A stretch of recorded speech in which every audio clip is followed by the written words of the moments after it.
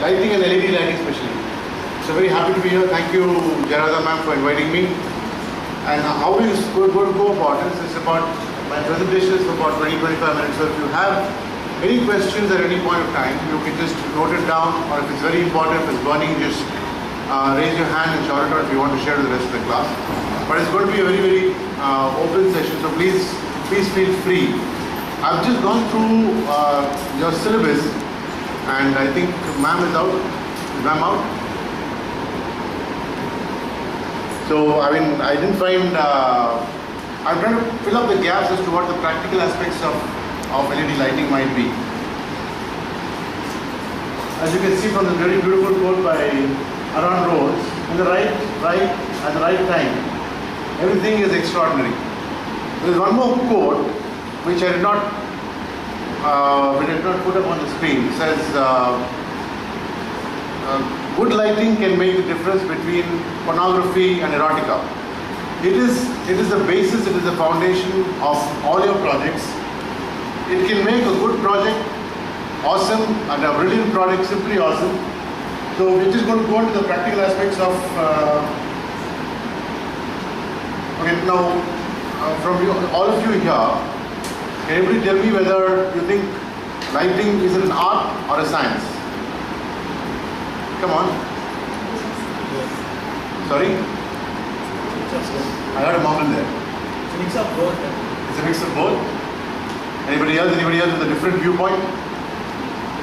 Yeah, it is a science. It is definitely a science because technology has advanced so far, like electronics, like everything else. It is a science now.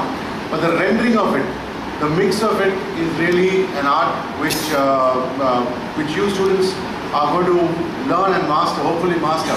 Because we've been seeing projects all along, and we find that a lot of architects, a lot of practicing, even senior architects, are not able to relate to lighting. They're not able to make their project look brilliant at the end of it because of bad lighting decisions, because they've not kept themselves abreast with the latest in lighting technology. So definitely it's a science.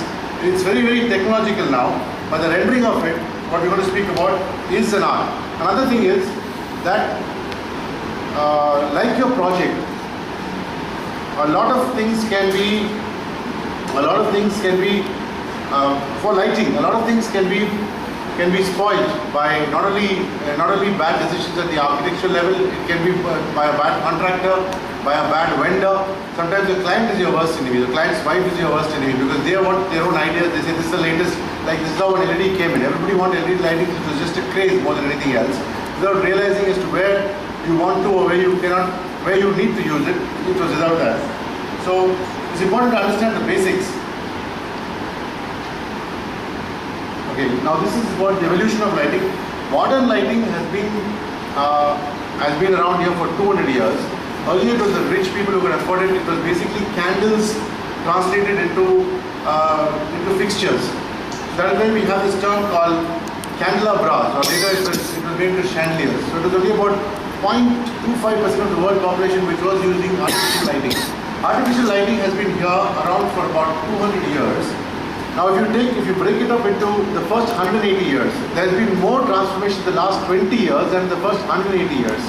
There is more transformation expected in the next 10 years than the last 200 years. So all of you guys, I think all of you graduate what, 2017, 18, 19 maybe? 18. So it's going to be, it's a very exciting period of your life. Now it is an underrated field.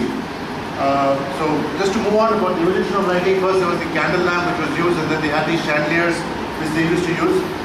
Then Thomas Alva Edison invented the incandescent lamp. Before that, of course, the gas lamp period was for a period of about 20-30 years, mostly in Europe and America, didn't even reach India. In India we had our very humble kerosene lamp which was used for artificial lighting. And then came the period, I think it was a period which they have not saw much about, a very boring period in lighting history, the period of the bulbs. After we invented the bulb for about 40-50 years, we used only 2 or 3 of these variants. We use the bulbs, we use the tube lights, which I can still see in your display, and the HID lamps. HID lamps are nothing but high intensity discharge lamps, but all the fixture families have emanated in the last, I'm talking about, forget about the last 20 years, the period 30 years before that. So just these lamps and tubes, which is very boring, it's very basic, because of two things. One was that there was no need, I mean, the aesthetic value of lighting was not realized, A. B, there was no need to conserve power. So when the need to conserve power came, that is when energy saving lamps came, that is when LED lighting came. And that is when people started experimenting with LED lighting, but we'll come to that now. So this has been around for about 30 odd years. This was the kind of lighting that was there in the early part of my generation. And about 18 years back, these are the HID lamps that you see for basically these three families. And then this is the energy efficient lamp, which started about 18 years back and is just being phased out right now. Again, the reason for this is because there was a need to conserve energy. There was a need to save power. That is why this lamp came about. Then luckily, we discovered the power of LED or light emitting diodes, as you know, have been used in the electronic industry for about almost about 30 years right now. But although it was named as a light emitting diode because there was light, nobody knew how to harness that light. Nobody knew how to make the best use of the light and use it for lighting, get it down vertical. We had problems with something called the heat sink. These are very technical issues, but we'll touch upon them a little bit. Because an LED diode generates a tremendous amount of heat. So that also has to be harnessed and it has to be diffused by what we call heat sinks. Now these are the challenges in the early form of lighting. Unfortunately, we've got over those now. LED constitutes about 60% of the world lighting market right now. India is even more advanced. About 80% of our sales come from LED lighting. And I'm sure that this is going to be the standard by the time you guys graduate and start specifying it for projects. LED is going to be the basic platform of lighting.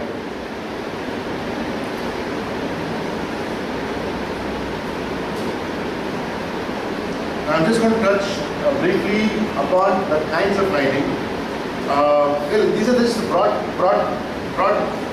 basis of the kinds of lighting that you can. The main reason to study this is for you to find out about the degree of protection your lighting needs. We call it the IP rating, which is the ingress protection. Just note this if you want to when you go. It is compulsory to mark this in products overseas. In India also the rule is coming in. The IP rating of the ingress protection. So don't get confused when you look at that. It is on a scale of 1 to 10, where the first digit denotes protection of that particular fixture against dust, and the second digit denotes the protection of that fixture against moisture. So if you come across, for example, an indoor fixture, this fixture would be an IP40 fixture, which means it is protected against dust, because dust getting in damages the chokes, damages the internal workings. It is 4 protection on a scale of 1 to 10 against dust. It is 0 protection against moisture, because there is no moisture expected in this room. If you go to a fitting fixture which you use for a portico, you might want to go in for something which is an IP44 fixture, because there's going to be lashing there. If you want to put in something in the garden, you might have to go in for an IP55 fixture, because you have to protect against dust and also moisture. If you're putting a fixture under the ground, then it has to be an IP56 fixture, because of the moisture under the ground. If you're using something underwater, then you need an IP65 fixture, because 6 against dust and 8 against water. You don't want your fixtures to be getting water inside a pool. Another thing is very important note, which means we still in India take a risk with all underwater fixtures have to be 12 volts. So in case there is we've had incidents in this country where people have used 220 volt fixtures and people have actually died in a pool. So I mean, fortunately, these norms are just coming in enforced by the government. We're getting the BIS standards down. But this is something that you'll have to look out for your project, in their projects. See, lighting comes as a fact in the project, and the budgets are exhausted, the architects are tired, the clients are tired, they just want to get on with it. But it's very, very important for you to plan it earlier on in the project, so that the makeup, the final finish of your project, because ultimately, let me tell you, the client is going to get away with it, the project is not good, but it is your name as budding architects which are going to suffer if the lighting is bad or ill-planned. So it's better to just put all these things together and have a mock-up before, and then go forward with your project. So the indoor lighting we talked about, all these are indoor fixtures. That's a broad sub-classification. Now when I say indoor lighting, it means homes, offices, anything anywhere which is indoor. The treatment of this, so protection is different from the outdoor, which we're going to come to now. And then there's the outdoor lighting. Outdoor lighting also, there are 2 types. One is the common lighting that we have for car parks, let's say, or for common areas which are outside, entrances, foyers. Those also come into outdoor lighting. And then there are outdoor lighting for specifically for landscape. Specifically for landscape, which asks you to highlight beautiful features of the landscape. This also, just two examples, Chennai and Bangalore, for example.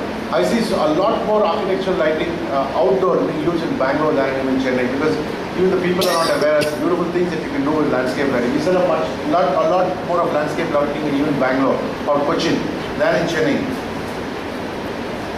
And then there is the specialty or task lighting.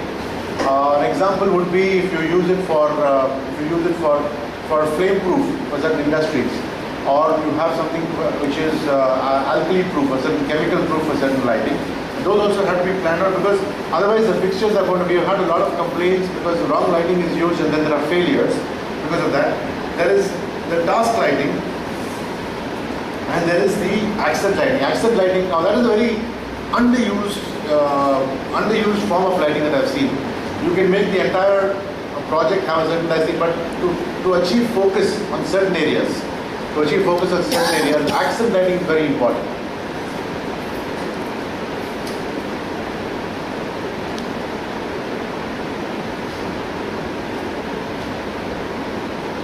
Now, don't be put off by this this thing. I'm just going to briefly. It's a very, very vast subject specifically. If you want to, you can get into it deeply. You can always call me or research if you want. But I'm going to touch upon the brief technical aspects of what is necessary in our terms, so that they don't befuddle you when they come. And any of you, if any of you here know, do you know what lux is? Does any of you know what lux is? The young man over there. I'm sorry? Unit of luminance. Right, unit of luminance. Okay, anybody else? Well, he's right to a point, but this is very important because you need to define the lux level of your project before. It is the luminance at a certain level. Now, most of your projects, either the lighting consultant is going to specify the lux level he wants, or you could decide. For example, from my knowledge, this can be calculated by something which is called the lux meter. I'm going to pass it on. I'm going to leave it for today. It's something which costs about 1,500 rupees and it's easy to get. It's called a lux meter. Now, lux is, if you define, now for example, the lux at your desk now is about 100 and 110. The rows behind, maybe it's about 300 to 400. Now, having said that, this is the degree of light. Now, you didn't see the lux level here is about 120. At your desk is about 80 or 90. At the ladies, at the last desk is about 200 and 250. So you need, in this classroom with these lights on, the lux level would be about 400. In an office, what is the minimum is required is about 500. So now can you tell me, with all that in the background, what would the lux level be in, let us say, two places? Let us say, for example, a departmental store. What would the lux level be? In what is the department store that you have, Spencer's or whatever? And what would the lux level be in a restaurant which serves fast food, like let's say Sap B? Can anybody tell me? Just take a wild guess, or with these parameters, with these reference points, can anybody tell me? I'm sorry? Departmental stores. Yes. Maybe around 1,500. Okay. And in a restaurant like Subway? Go ahead, just see. If you get the right answer, you get this lux meter. But I'm going to know whether the answer is right or not. So just go ahead. Subway is always maintained lights. Yeah. Maybe below 900 to 809. Good. Okay. Can anybody guess? Now your lux level here are 200. Can anybody guess if I take this lux meter outside on a reasonably sunny day like today, what would my lux meter reading show? I'm sorry? 2,000? Anybody else? Any other guesses? Now this one gets the prize. 8,000? Anybody? Any other guesses? Just one more guess before I move on. Any other guesses? 10,000. Okay, you'll be surprised to know, so was I when I heard this the first time. if I take this lux meter outside, these are the kind of it will show me a reading of 1 lakh plus, of 100,000 plus. That is how powerful sunlight is. That is how powerful sunlight is. And for us, for you, of course, when you design a green building project, it's very, very important. The daylight hours, it is in the daylight hours to use that, harness that sunlight, because it's 1 lakh lux. It's a big revelation. And for us, in the lighting industry, the sun is our biggest competitor. Well, anyway, you can't use it in the evening hours, so that we just need, if you need that, if your people are used to, nowadays we have 24/7 offices. So people need that equal kind of lighting, otherwise it has a lot of psychological problems. So it's very, very important. This particular aspect, to understand the lux level is very, very important. I'll give you a few examples of lux levels that, for an office, it should be minimum is 500. People are cutting down on that. Ideally is 750.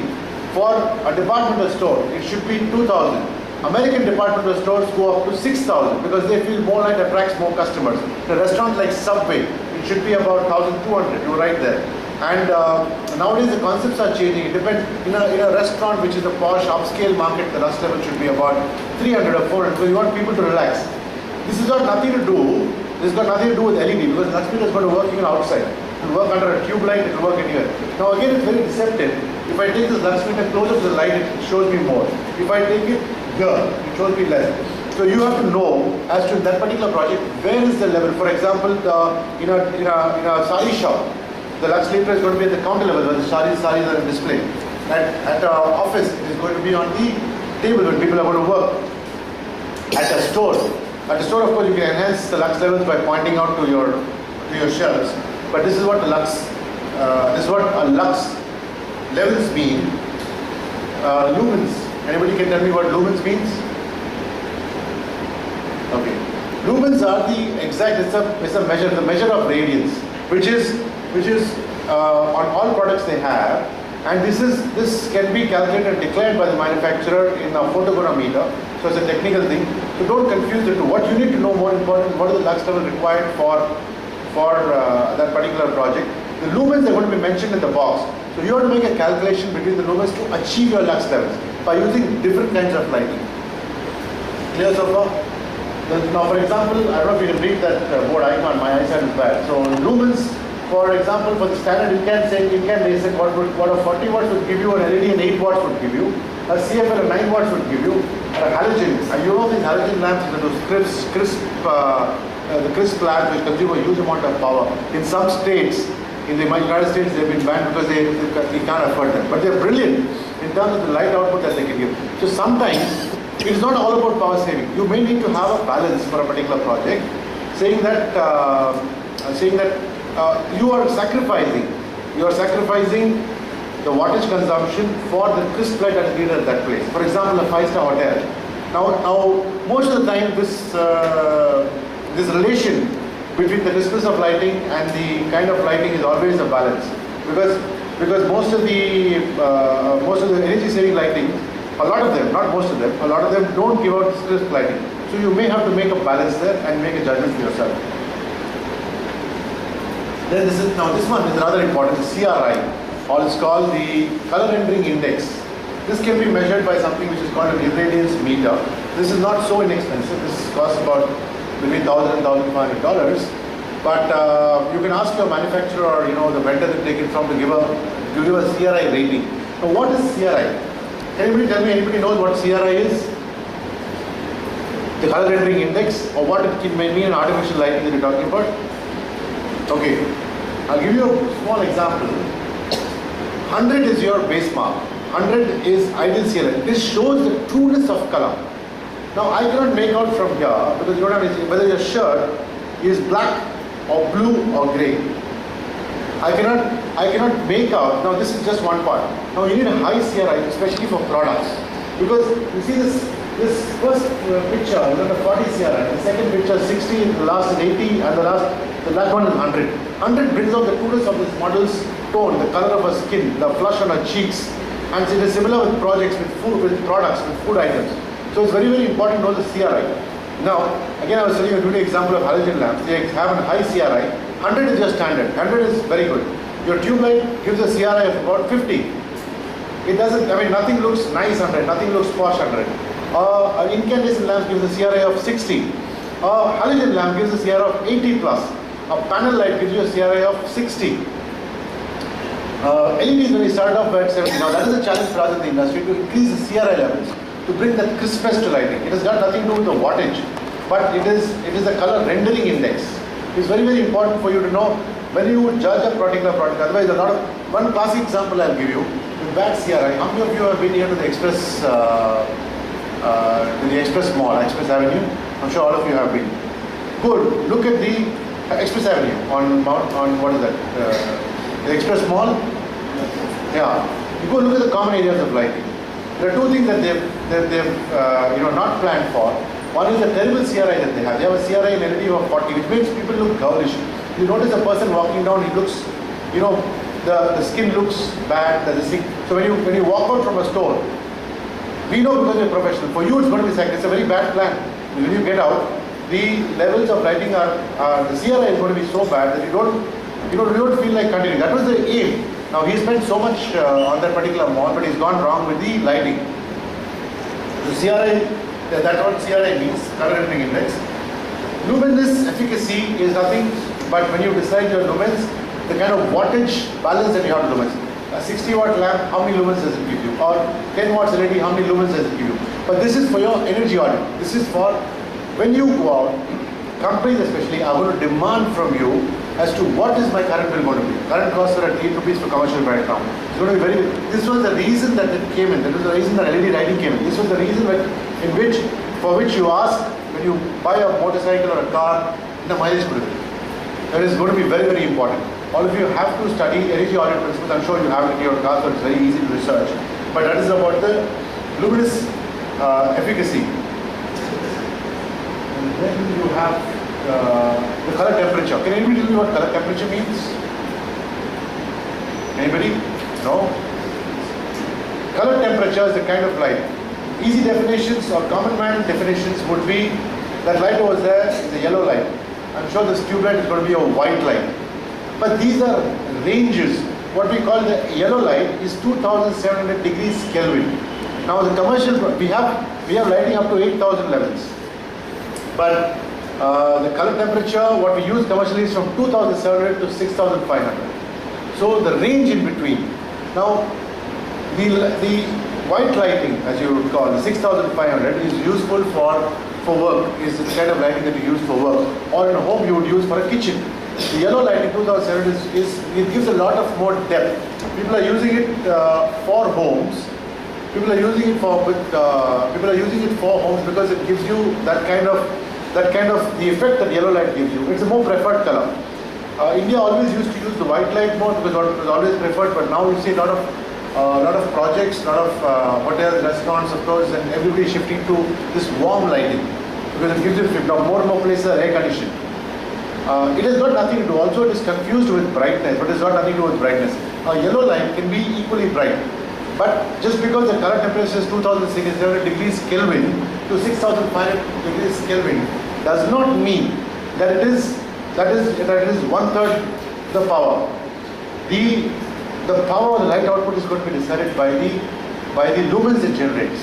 The consumption is going to be decided by the wattage it generates. This is just the color temperature. Now when you use that, now you can decide as to how you want your end project to be. You want it to be on the yellowish side. It's not going to be everybody's thing. Everybody's not going to look jaundiced. It's just going to be a little shade of yellow. It's going to be a shade of white. And there are shades in between. There's a very nice shade in between called the cool light, which is the 4000, which is the right mix of both these color temperatures, which is preferred because it is neither yellow nor white. So these also will be marked on the boxes. Generally for people, for homes, hotels, they recommend this 2700. For jewelry stores, if it is gold, then it is 2700. If it is diamonds, then it is 6500. The diamonds are going to look terrible under that. The gold is going to look terrible under this. So it's very, very important for you to find out as to what color temperature you're finding out. This will come to you with experience. Of course, there are charts available as to what, and these also create different kinds of moods as to what. Now you have multi-function lights where you can alter the color temperature as you go along. You can alter the color temperature as you go along within the same light.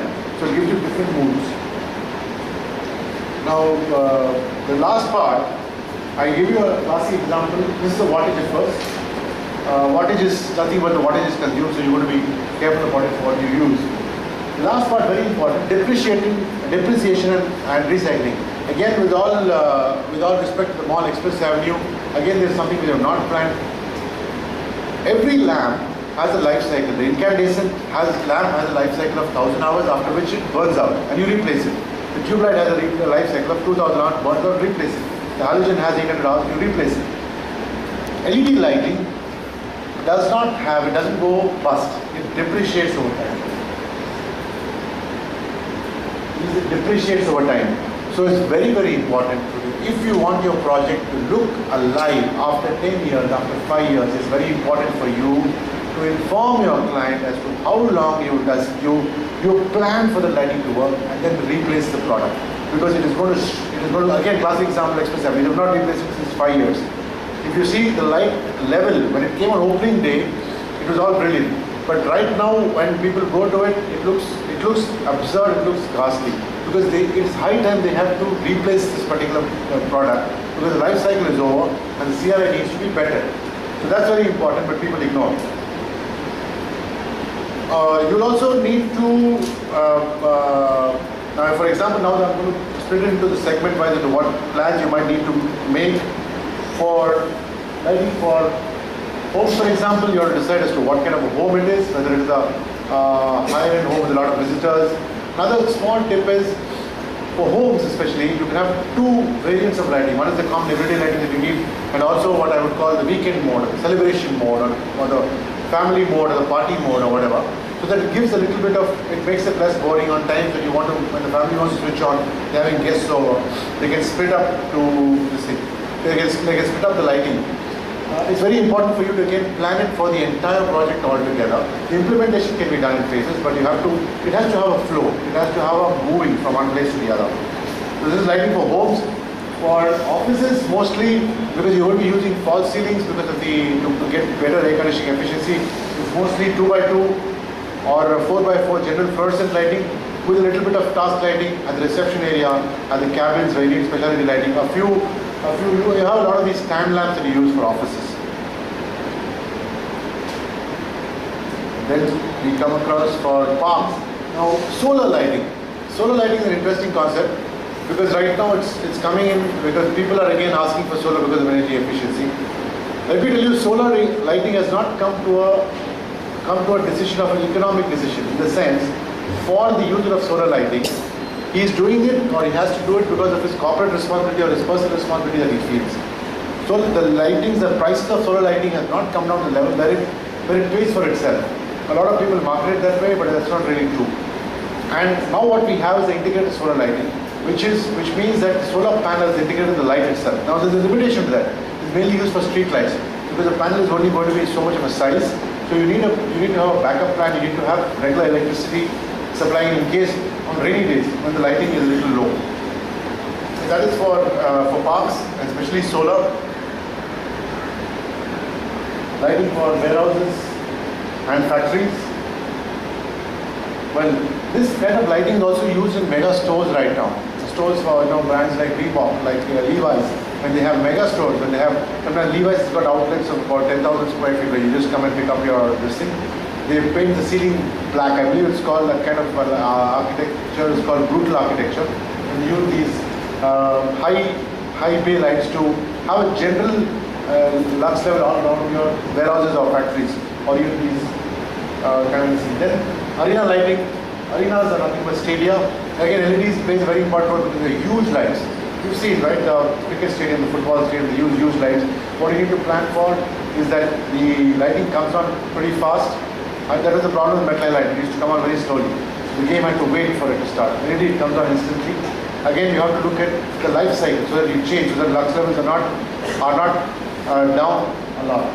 And then the lighting for commercial places, I would say hotels and restaurants, and also for shopping, for theaters and malls. But this kind of lighting is very, very important for you to design in such a way that it becomes that the lighting is unobtrusive and it's attractive, because the client's client of the end of the thing, he wants a return for his money's worth.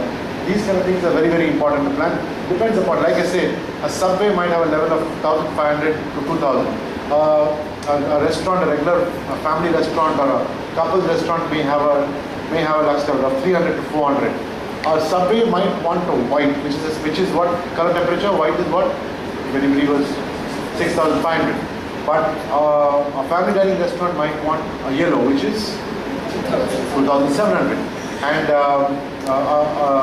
a store like a Spencer's might want 4,000. So it's very, very important for you to find out as to what, interact with the client, show them the samples, and then get it going. Well, these are the kinds of lighting segment-wise. And yeah, one more public lighting, for example, one university for libraries, where the emphasis has to be, the fixtures have to look good, it has to blend with the, now this is getting more and more challenging because now earlier there was a lot of these decorative fixtures. Right now it's mostly about the light evidence. So it's difficult to get fixtures which go blend with light. Suppose you have a Victorian architecture, it's difficult for you to get Victorian fixtures because people don't want it anymore.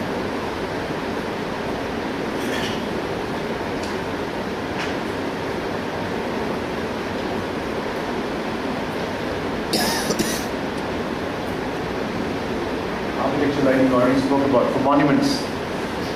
Again, right now you can play a lot with the color, you can play a lot with more. Now it's the latest range in the US is for big buildings, they have these color changing LEDs. Here we tried in Qumran stores, like for every week they have a different color on the facade. Qumran stores is there. Now we want regular people who pass by, regular people to come again and again. So he puts purple for one time, he puts green on the other week, or he puts blue on another week. Sometimes he puts his color changing. So all this can be very well used with LED lighting and for monuments, for big stores, for public places. Now we'll just touch a little bit in the change in the perception of lighting. Earlier, it was more of a decorative fixture because we used to have these candles, or we used to have this very boring looking thing. So we had to place a lot of emphasis on the fixture itself. All of you have seen this. Today the trend has changed.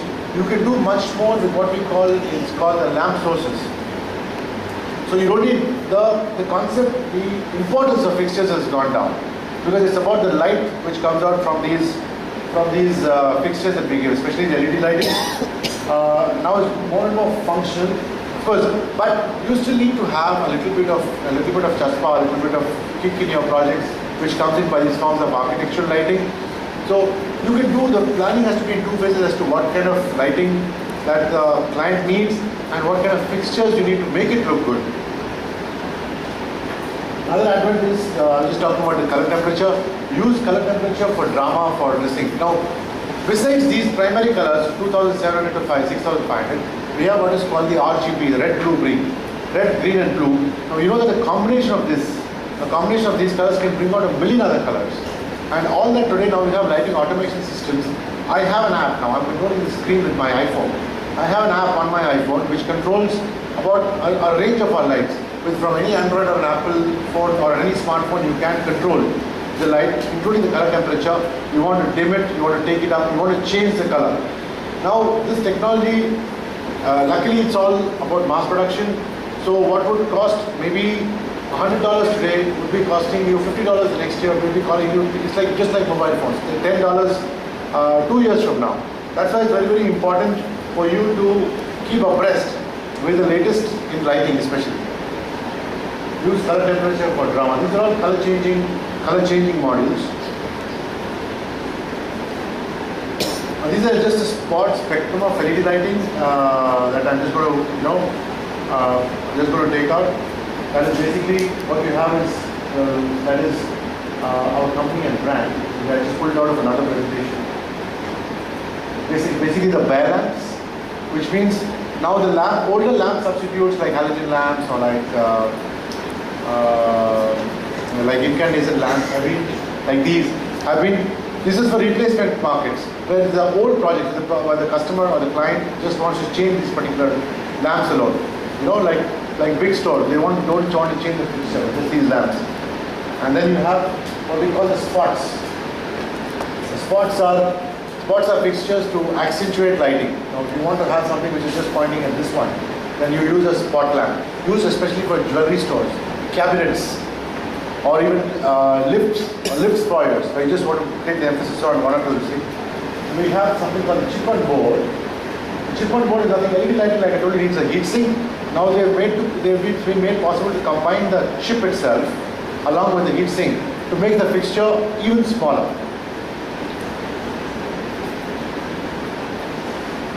Panels lighting, now these are what is called the staple of lighting today, because all these tube light fixtures are going to be replaced with these LED panels, especially for office lighting. Office lighting, you have the 2x2 panel, the 4x2 panel, and you have smaller panels. We have these panels from 3 inches right up to 4 feet.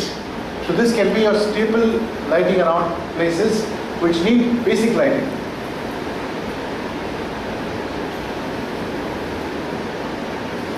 Strip lighting, again, these are flexible strips, so you can take it around. We use it for coves. Now this is I was talking about indoor lighting. Indoor lighting, also you have interesting options, because for some areas, especially homes, you need wall lighting and suspended lighting above dining tables. In the family lounge, you need wall lighting. These are the kind of lights that you get for wall lights, and also for suspended lights. Ours is not a very large company, but let's say a medium to a large size company, but we also have a range of about 2,500 products. That is why there are a lot of options when it comes to lighting. That is why it's very important for you to check it out before you specify for a project, and to keep abreast.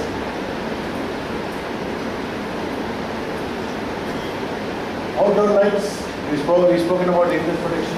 Now, outdoor lights can be wall lights which you use for your project all around. The floodlights is for basically for yards, or even for elections, or generally outdoor areas where you want inexpensive lights just all around the place. And we have what is called this is the standard floodlight, and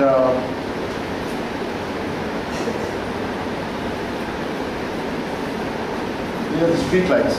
Now all these options are now available in LED. I think it's important for the highway lights you already stressed upon for factories and all that. Well, we almost now it's very important for you to. I'll leave this with you today. I'll leave this with Rohan. You can just and Rohan is also in his free time spend time with us just to understand the basics. So I mean, he can tell you a little bit more about lighting if you're interested. Of course, we'll end up this. We'll have a question and answer session for the entire class. And but these are the tools that you're going to be needing. I'm also going to leave my catalog. Ma'am, I would also like to invite the class at any time if you have it in your curriculum. We have a lighting studio which is about 10,000 square feet, and they can come down, experience the lighting. We can have a special session. Maybe if it's on a sort of, we have a lot of these public holidays which if you are working, you can come over. It's up to you really. Or we can just give you an hour where it is closed, it's only open for the students. We'll be very happy to do that. And no, not at all. I'll leave also my our catalog with you, and I'm very happy to share that the catalog has been designed by your classmate Rohan. And is that Kavin? Yeah.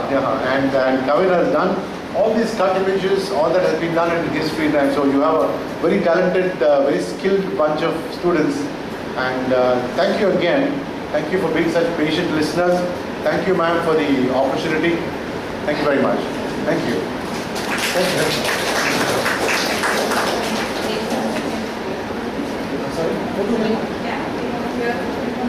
Sure. And before that, do you have any questions? Anybody any questions? I think we have the lights on now.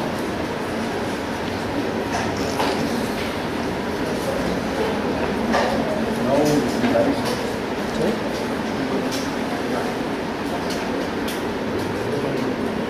Lights are on.